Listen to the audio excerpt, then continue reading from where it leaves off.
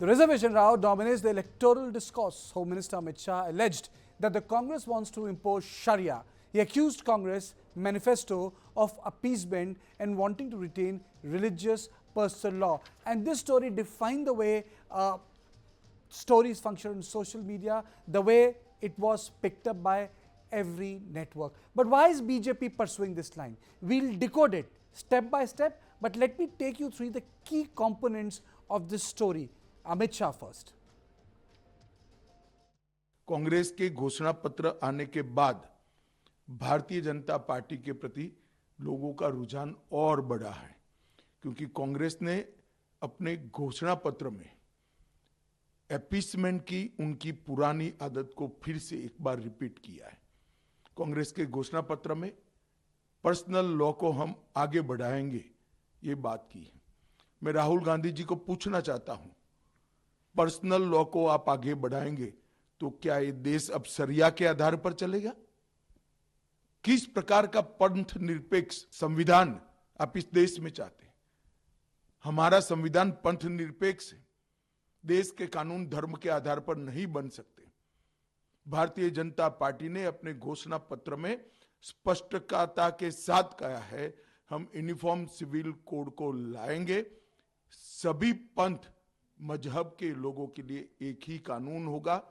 हमने ट्रिपल तलाक समाप्त किया है, यूसीसी की शुरुआत की है, उसको हम आगे बढ़ाएंगे। Prime Minister Modi too again recalled how former Prime Minister Manmohan Singh had said that the Muslims have the first right on the country's resources. So the issue is, why is Prime Minister harping on this point or pressing this point that when we talk about allocation of resources for minorities, Congress wants to snatch it away from other communities like OBC, ST and SC? साथियों, जब मैं कांग्रेस द्वारा सिर्फ मुसलमानों को प्राथमिकता दिए जाने की बात करता हूं, इंडी गठबंधन का भेदभावपूर्ण रवैया देश के सामने रखता हूं, तो कुछ लोग आग बबूला हो जाते हैं। उनकी पूरी इकोसिस्टम पिछले एक सप्ताह से मेरे बाल की खाल उधेड़ रही है, मेरे बाल नोच रही है। आज मैं इन सबको चुनौती देता हूं। पहले तो समझ ले, 25 साल हो गए, आपने मुझे बहुत डराने की कोशिश की, अभी तक नहीं डरा पाए हो। अब कोशिश बंद कर दो। साथियों, इन्होंने यहां तक झूठ फैलाया कि अभी डॉक्टर मनमोहन जी ने ऐसा कहा ही नहीं था कि देश के संसाधनों पर पहला हक मुसलमानों का है। लेकिन साथियों, आज डॉक्टर मनमोहन सिंह जी का एक और पुराना वीडियो सामने आया है, जिसमें फिर से वो वही कह रहे हैं कि देश के संसाधनों पर पहला हक मुसलमानों का है। और ये वीडियो सामने आने के बाद कांग्रेस और उसका इकोसिस्टम, जो आए दिन मोदी को गालियां देता था, आज उनको जैसे सांप सूंघ गया है, सांप सूंघ गया है। BJP President JP Nadda also added to the charge, accused the Congress of wanting to snatch away the rights of SC, ST and OBCs. Congress और इंडी गठबंधन का हिडन एजेंडा, छुपा हुआ एजेंडा है कि SC, ST और OBC का हक छीनकर मुस्लिमों को देना। कांग्रेस कहती है कि देश के संसाधनों पर पहला हक मुसलमानों का है, जबकि प्रधानमंत्री श्री नरेंद्र मोदी जी कहते हैं कि देश के संसाधनों पर पहला हक गरीबों का है। दिसंबर 2006 को नेशनल डेवलपमेंट काउंसिल को संबोधित करते हुए प्रधानमंत्री मनमोहन सिंह ने कहा था, और मैं याद दिलाना चाहता हूं we will have to devise innovative plans to ensure that minorities, particularly the Muslim minority, are empowered to share equitably in the fruits of development.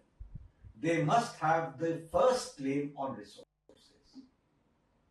Manmohan Singh ji ने यह बयान गलती से नहीं दिया था, बल्कि जानबूझकर दिया था, क्योंकि अप्रैल 2009 में फिर से मनमोहन सिंह ने मुंबई में प्रेस कॉन्फ्रेंस के दौरान एक प्रश्न के जवाब देते हुए फिर अपने बयान को सही ठहराया और कहा कि माइनॉरिटीज का, खासकर मुस्लिमों को प्रायोरिटी मिलनी चाहिए और उनको संसाधनों, देश के संसाधनों पर पहला हक होना चाहिए. Congress, on the other hand, has denied Bharatiya Janata Party's allegation and in response accused BJP of wanting to end the reservation by altering the constitution. संविधान से हिंदुस्तान के लोगों को अधिकार, उनकी आवाज और आरक्षण मिला है. संविधान से पहले राजा महाराजा हिंदुस्तान पर राज करते थे.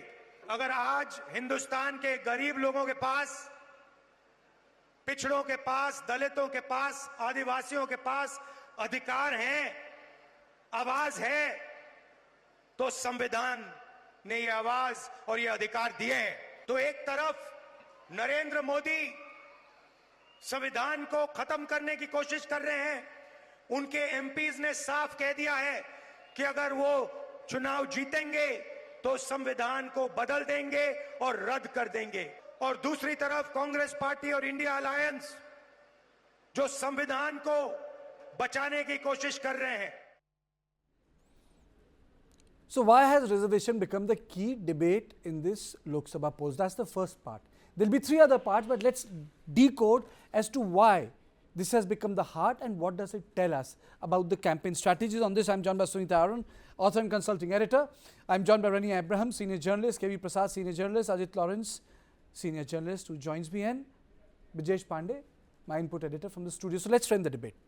Well, I think, why is this happening? I think what the BJP is trying to do right from the top is that they want to, because no one narrative has gained precedence in, unlike in 2019 and 2014, where, one surgical strike was the leitmotif of their narration and it romped them home with a handsome margin.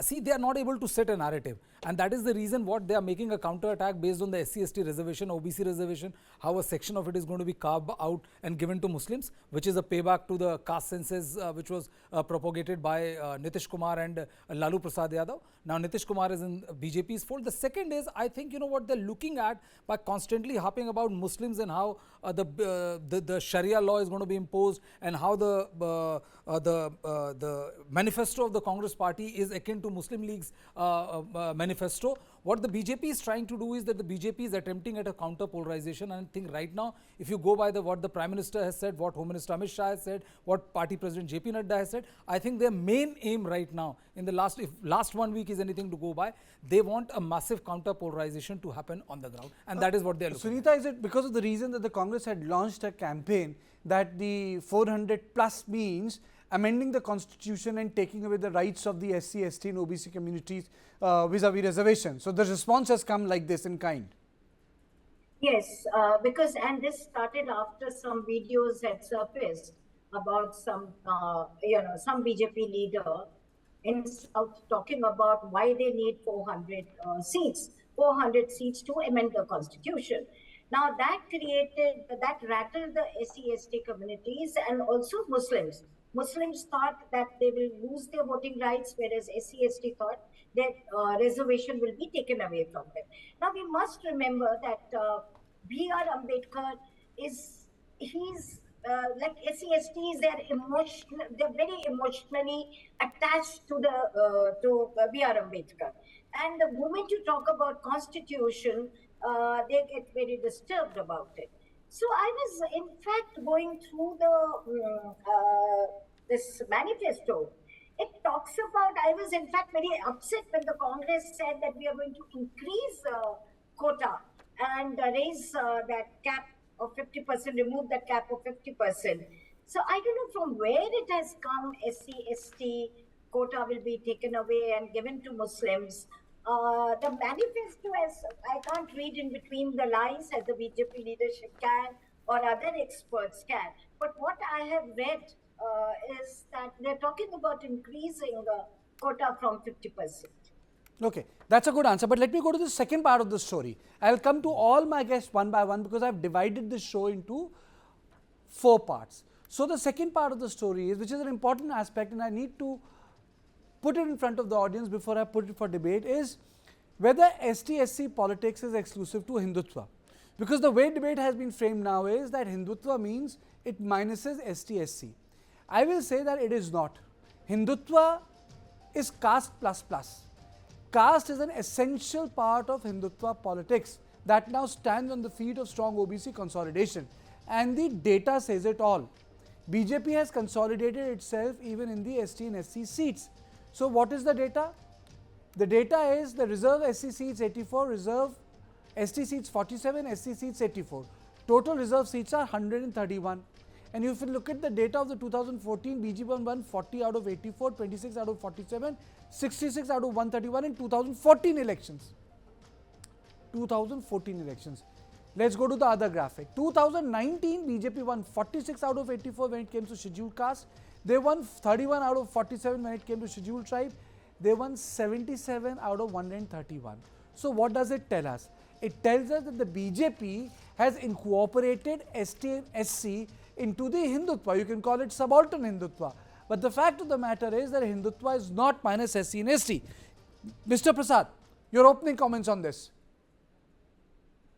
Well, I think that what you mentioned, this fact is from 2014 onwards, most analysts have written this issue, that the BJP's plan to have an all-inclusive, or rather expand its base to include the social segments of the society who were otherwise into OBC or the caste or the subcaste, as one knows in politics. So that consolidation did take place in the 14 and it reflects in the 19 election. But somehow this time the narrative, and I will jog back your memory to all of us, the 2015 Bihar elections. We had some questions about reservation. We had issues of reservations being done away, all kinds of stuff. And then RJD and JDU were together, and we see the results. So that fear factor of what Sunita ji is referring to is something that obviously comes back to the people who are there. So no matter whatever you talk Hindutva, I mean, at one point of time, people used to say there is no Hindu vote in India. They vote according to whatever they want to. But that was changing between 14 and 19. So somewhere the lines have got mixed again. And now we are back to this, what was part of our routine political campaign stuff. And most important of all, people should remember that the biggest lesson which Bharatiya Janata Party learnt in 2015, Mr. Prasad, was in Bihar, when the RSS chief Mohan Bhagwat had to explain that they are not against reservation. He had to explain himself, but the damage was so bad. So my understanding is that the Bharatiya Janata Party knows that what reservation misimpression can do. And it is for this reason BJP does not want to do a Bihar in Lok Sabha elections, because if it silently gains ground, it eats into their foundation. But the third part of the story is important. The third part is that BJP has targeted Congress for pushing Muslim reservations. Now, is it true? Has Congress tried giving reservations to Muslim? Yes, under different categories. Congress government since 1993-94 have made a case for reservation for Muslims as evidence in Andhra Pradesh. Congress approved a 4% Muslim quota in Andhra Pradesh in 2004 and 5. It wanted to implement a 4.5% sub-quota for Muslims within the OBC quota nationwide. During the UPA government, Telangana Chief Minister Revanth Reddy said he will not let the central government abolish 4%. I'm sorry, not Revanth Reddy. It was by the previous Chief Minister. When it was succeeded, first the YSR Reddy was the Chief Minister, and he was succeeded by Rosaiya, and then Kiran Kumar Reddy came, and Revanth Reddy subsequently became Chief Minister after 10 years. But the larger issue is that it was said by the Congress government that they will not go against the 4% quota in the state. And they also accused BJP of wanting to scrap the SC, ST and OBC quota if they get elected. The same line was repeated by Revanth Reddy later. And I'm playing that bite now. Bharatiya Janata party కుట్ర చేస్తుంది. SC ఎస్టీలు ఓబీసీలు దేశంలో ఉన్న వాళ్ళు అప్రమత్తంగా ఉండాలి. RSS యొక్క భావజాలము, బీజేపీ యొక్క విధానము ఈ దేశంలో ఉన్న రిజర్వేషన్లను రద్దు చేయడమే. భారతీయ జనతా పార్టీ ఆర్ఎస్ఎస్ యొక్క ఎజెండాను గతంలో అమలు చేసింది. అబ్కీ బార్ 400 పార్. ఆర్ఎస్ఎస్ యొక్క ఆలోచనను, విధానాన్ని భారతీయ జనతా పార్టీ ఒక లోక్సభ, రాజ్యసభలో అన్ని రకాల ఒత్తిడులు తీసుకొచ్చి ప్రతిపక్షాలను లొంగం తీసుకొని వాటన్నిటిని కూడా రద్దు చేసుకుంటూ పోయినరు. ఇది గత చరిత్ర మన కళ్ళ ముందు సజీవ సాక్షిగా నిలబడ్డది. So now my question is to Reni, and then I'm going to Ajit Lawrence. First to Reni. Reni, why does Congress think that its political nirvana lies in caste census? And my sub-question to you is that instead of reforming the Indian society, don't you think it's going to reinforce the political identity of caste even further? Absolutely, Mr. Sharma. I mean, the Congress, we must understand, is contesting 303 out of the 543 Lok Sabha seats that are up for grabs in the general elections. Obviously, 2 seats are nominated seats. So the very fact is that the Congress has been very, laser focused on the caste aspect because they believe strongly that the Dalit voters, as also the minority Muslim voters, are going to swing to them. That was the prime motivation for the customized manifesto that the Congress released, where it was announced that not only would there be a caste census, but also a census on minorities. So it was very clear and evident through their manifesto. Immediately after the manifesto was released, the BJP sounds emanating was saying, oh, it's Sharia, Sharia compatible, so to speak. Now, that being the point, you must also look at what the BJP has also similarly consciously been doing. You cited the 2014 and 2019 General Assemblies. Please remember, in the biggest state of UP, in 2014, Behenji of the BSP, Mayawati, and the Samajwadi Party were, actually in alliance. And at that time, the results showed that Behenji had outdone the Samajwadi Party. That apart, Jayant Chowdhury, who was also with the SP alliance in 2014, he has switched since to the BJP. In recent times, you've seen senior Kurmi leaders, also having similarly gravitated to the BJP. So the BJP has been very conscious about this caste dynamic itself. The Congress has been very conscious that it needs to have the Muslim, Dalit, as also the Yadav votes, which you saw playing out in Bihar, where the Congress took over Papu Yadav. And the next day itself, Lalu Prasad Yadav announced his daughter's candidature from the same seat where the Congress wanted to field Papu Yadav. So you see, this is happening with regional parties in the, Hindi heartland of India, feeling insecure about the Congress trying to usurp the, major chunk of votes. Okay.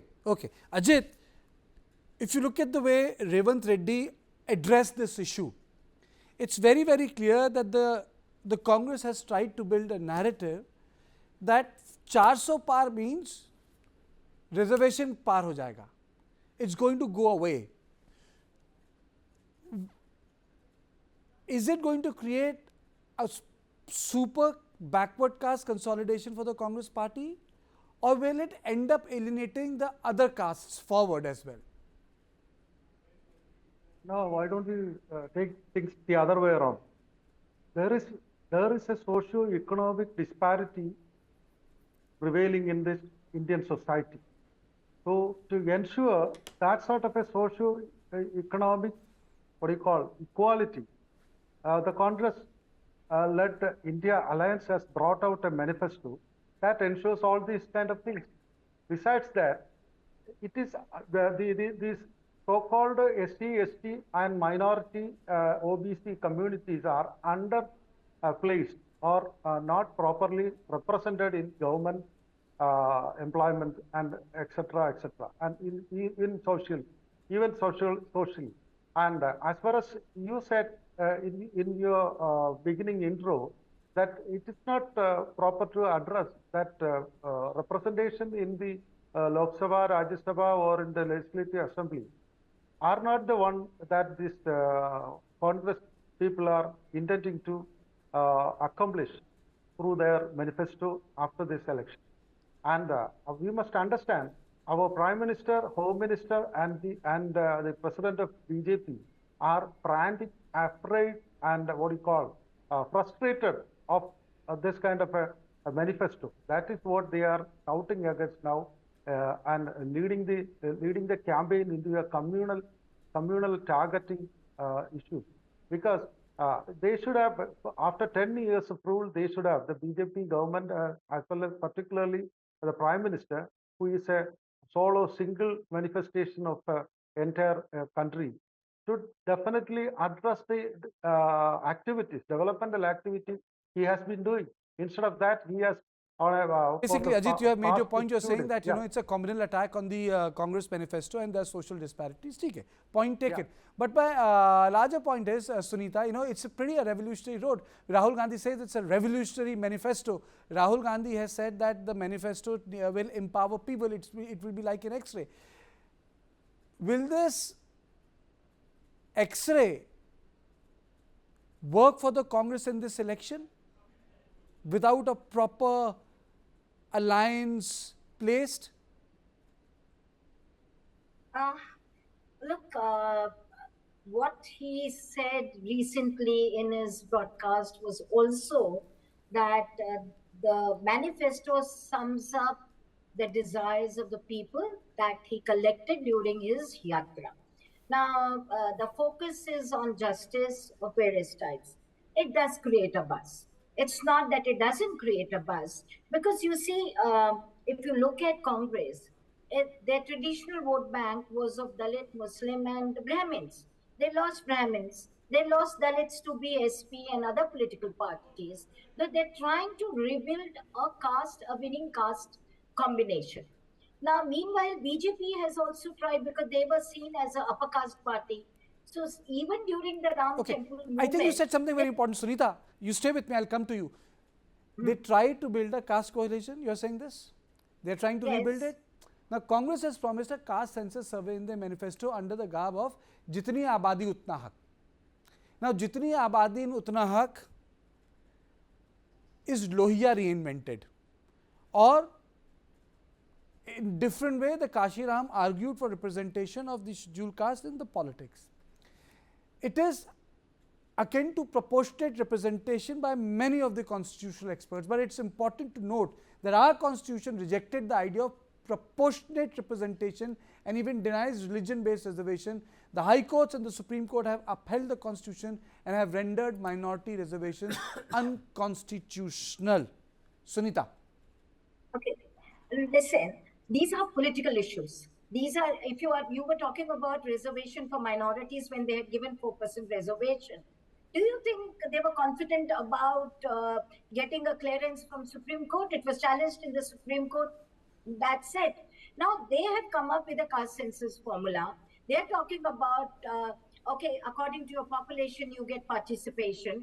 Participation is also in power. Participation is also Jitni in Abaadi, Utna Haq works on the principle of proportionate representation. And proportionate representation was the Congress opposed, the Gandhi opposed. Ambedkar wanted minority status for the scheduled caste. It was opposed by the Congress leadership. Gandhi sat on fast. The Pune Pact is an example of it. So I want to know how this U-turn is helping the Congress. Why not? Why not? When you look at things, now supposing when they had quota, they never thought that Yadavs and the Jatavs will take away the major cake of that quota benefits. Now there have been surveys which showed that Yadavs and Jatavs, the two prominent castes, have taken away the largest slice of the cake. Now you do relook at your policies. You do look at how things can be different and how you can take a political advantage of it. If BJP is today raising all these issues, it is basically to divert the attention of the people from certain issues and also nail Congress for their this. Otherwise, where do they talk about reservation for minorities? They're talking about reservation for economically backward people, 10% reservation. This, I think most of the political parties have spoken about it. Even BJP has advocated it. So, you see, you can't say what happened at the time of independence.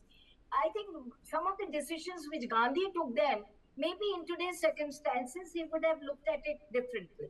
Okay. Brijesh, how do you frame Rahul Gandhi's politics in context of hard reservation, Jitni Abaadi, Utna Haq? Well, see, you have to understand it from the perspective of the fact that what was once very carefully and assiduously built and propagated, the caste calculation which Congress had, which saw them coming back to power year after year, and which saw them being the principal party, the over-dominating party nationally, it started withering away, 2004 they were on crutches, 2009 when they came to power and their image hit the rock bottom, because they were on the crutches. And if you want to resurrect your power, if you want to come back to power, you will have to build the caste coalition. Lofty words, lofty ideas or lofty imagination doesn't take away the fact that you have to, without OBC, without SC, without ST, you cannot come to power. You may say whatever you want to, whatever Oxford University may say or any other big university says. The fact of the matter is that this is one reality you cannot work away. And that is exactly what Rahul Gandhi is trying to do. The reason why one of the key reasons why BJP is hitting out at the Congress saying Muslim and they want to take away the reservation percentage of SC, ST and OBC is because they do not want a repeat of 2020, where one statement of Mohan Bhagwat saw Lalu Prasad Yadav roaming around with a constitution book of Baba Bhimrao Ambedkar and 5 days later BJP accepted that it was one of the biggest error. They don't want to repeat that error. Okay. Mr. Prasad, why has Andhra Pradesh been pioneer in accommodating going forward with the Muslim quota? Is there a specific context? No, I don't think that way, but that was an election promise of Rajshekhar Reddy in 2004, and that had a specific goal. And Rajshekhar Reddy, remember, was contesting against Chandrababu Naidu's government, which was ensconced formally for 10 years plus, right since first independent in 95, then with Vajpayee in 99, and they continued for a while. So Congress was on the revival, trying to revive itself. So this was one of the options that was put forward because, of course, Andhra in certain pockets, there's a sizable section of minorities who were present, not just Hyderabad area, in some other parts of Andhra, whether it's Kurnool and other areas where you have it. So that was a card which they used. I mean, it was a promise they made and they went for it. And obviously it was struck down the court of law. But on this issue of what you were talking about, proportional representation, I think there is a slight difference. My understanding is what the Congress manifesto or what Rahul Gandhi has been talking of is probably a share of resources, not representation in terms of, I think, the legislative or parliamentary. I mean, I don't get that in this particular manifesto or this particular articulation. So I think it is like if you have a pie, you have to divide according to the people. That seems to be rare. Also, by the fact with what was said earlier in this panel, some upper castes or some affluential OBCs have cornered a lot of it. It's not just in the UP or Bihar or probably in Rajasthan also we have heard this issues. So what about, and remember, go back to the, if you just go back to the Mandal debate, where post-Mandal and implementation took place. So basically you're saying that Congress party had to fight back. So I remember it. There were two things which Vaisa did. One was the Muslim quota, and second, it became a big albatross around their neck, and that was the Telangana Rashtra Samiti. They got into alliance with them. No, I think there was one more thing, Karthikeyan, there was one more thing that he brought up there. That was the issue of, not just the farm development. He also talked about free electricity to farmers, which at that point in time, people questioned that how is Congress allowing this under Dr. Manmohan Singh when it has protested in 97 in Punjab, when Akali government promised free agriculture, free electricity to farmers. So it's not welfare just for Muslims. They also did for the farm sector. Okay, so you're saying that it had the Labharti angle, it had the minority angle, and it had the regional angle. The regional angle became a problem in long run. The minority angle worked, And yes, the free electricity and the rural services, including good health care to poor people. I think that was one of the success stories of ISRAD. But before I close this part of the debate, let me go to Rene. Rene, in this context, one thing is very, very clear, that the Congress is trying to create a pivot for itself around the backward castes. It has become very, very clear. Do you think that this will specifically work in South India more than North India? Well, South India predominantly has, the nature of a classless and a casteless society. If you have looked at how Kerala plays out, I mean, they have a very heavy minority population, numbering around 30% of Muslim voters. And if you add up the Christians there, it is over 40% of the vote share in the state. Similarly, in Tamil Nadu, Dravidian politics has always overshadowed any kind of caste-specific customizations politically that is possible. So, for the Congress seeking to target caste as a weapon of politics in South India is not, a logical assumption to arrive at. Having said that, the Congress is very clear about caste and even minorities playing a big role. They believe that the Dalits and the Muslims are gravitating to them. That is why we are seeing the disturbances with their alliance partners who are regional players in much of North India. Okay. So the most crucial thing is in this second So you are phase, saying that it's going to work for them, Ajit, but the data also shows that whenever the Congress has done something very, very path-breaking, they have actually not dented the Hindutva vote. Ajit, this question is to you. They have actually dented the vote of the regional parties. In elections in Karnataka, they actually dented the vote bank of the Gaudas.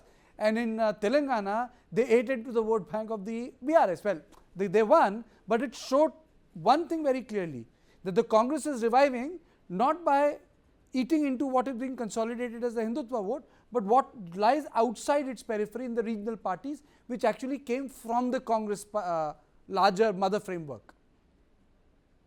That is true. That is true, because Congress manifesto is very clear that they are trying to bring equality, socio-economic equality among Indian society. That is spread in different cultures in different states. In the name of different states, there are people who are very poor economically and socially, very backward.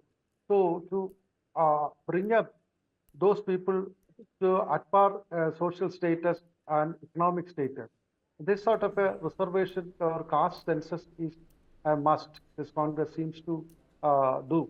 That is why they have reiterated in their manifesto that they are going to have a caste census to ensure socio-economic equality, which actually is even what you call a sort of warning to the BJP, who claim to be an upper caste political party, and that is a tricky way that the BJP has been now put behind Congress manifesto to proclaim and shouting against Muslims and minorities and Dalits and all those things. But I think one thing, Ajit, one thing, I'm falling short of time, Ajit, because we will be part of the other set of debate, and which is on the decision of the Supreme Court. But yes, I do concede one point today, that on this issue, they have made BJP respond loud and clear. And when you respond to a charge, it's also telling you that your accusation has been taken very seriously. If your accusation is not taken seriously, then you are not even considered part of the fray. The fact that the Prime Minister and the Home Minister and the party president, everyone has come down so heavily on the Congress party is that they have taken the charge very, very seriously. And I think that's where the success of the Congress is. But I would say it doesn't make a difference what you do during the campaign. Ultimately, the proof of the pudding is in eating it. And it ultimately means whether it's going to boil down in numbers or not, we'll have to wait for the June.